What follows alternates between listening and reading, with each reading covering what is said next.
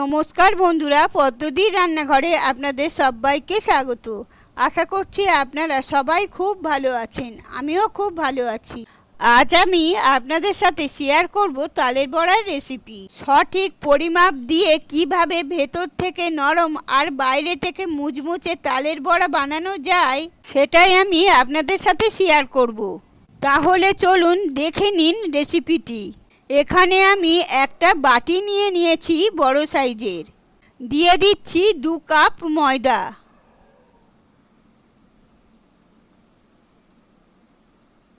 দিয়ে দিলাম 1 কাপ চিনি। দিয়ে দিচ্ছি 1 কাপ সুজি। এখানে আমি 1 কাপ সুজি অল্প একটু জল দিয়ে ভিজিয়ে রেখেছিলাম 30 মিনিট, সেটা দিয়ে দিলাম। দিয়ে দিচ্ছি 1 কাপ কুড়োনো নারকেল। এখানে আমি ফ্রেশ নারকেল কোড়া দিয়েছি। দিয়ে দিচ্ছি 1 কাপ তালের পাল।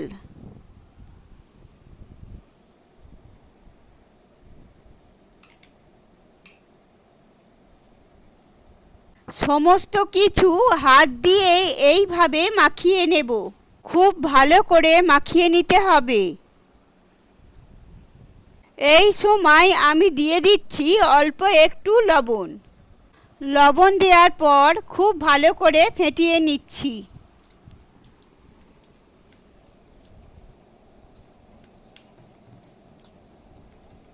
খুব ভালো করে ফেটানো হয়ে গেছে। এবার তালের বড়াগুলো তৈরি করে নেব। কড়াই গরম করে দিয়ে দিলাম একটু বেশি করে সাদা তেল। তালের বড়া ভাজতে যেহেতু তেল বেশি লাগবে তাই আমি তেল বেশি করে দিয়েছি। তেল খুব ভালোভাবে গরম হয়ে যেতে এরপর আমি একে একে বড়াগুলো তৈরি করে নেব। এইভাবে বড়াগুলোকে গা ঘেঁষে দেওয়া যাবে না, একটু ছেড়ে ছেড়ে বড়াগুলো দিতে হবে, তাহলে বড়াগুলো ফুলে উঠবে। রেসিপিটি ভালো লেগে থাকলে লাইক ও শেয়ার করে দেবেন। কমেন্টে জানাবেন আপনাদের রেসিপিটা কেমন লেগেছে।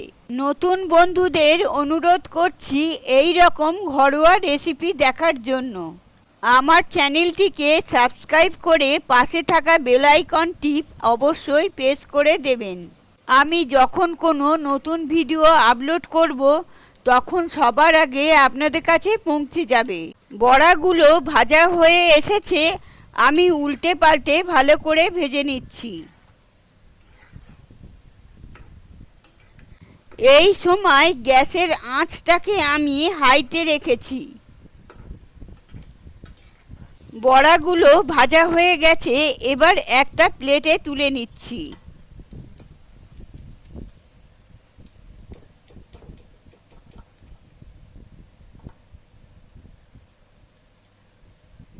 আবারও কয়েকটা বড়া আমি ভেজে আপনাদেরকে দেখিয়ে দিচ্ছি। এইভাবে বড়াগুলোকে কড়াইয়ের মধ্যে দেবেন যাতে একটার সাথে একটা লেগে না যায়।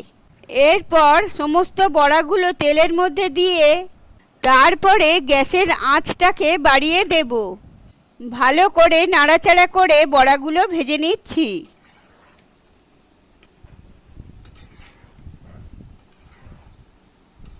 বড়াগুলো ভাজা হয়ে গেছে, তুলে নিচ্ছি বড়াগুলো।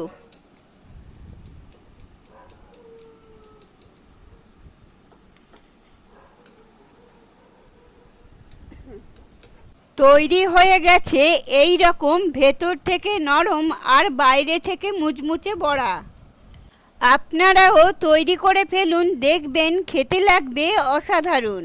রেসিপিটি ভালো লেগে থাকলে লাইক ও শেয়ার করে দেবেন আর আমার চ্যানেলটিকে অবশ্যই সাবস্ক্রাইব করে দেবেন। ভালো থাকবেন, সুস্থ থাকবেন। আবারও দেখা হবে অন্য কোনো ভিডিওর সাথে। ধন্যবাদ।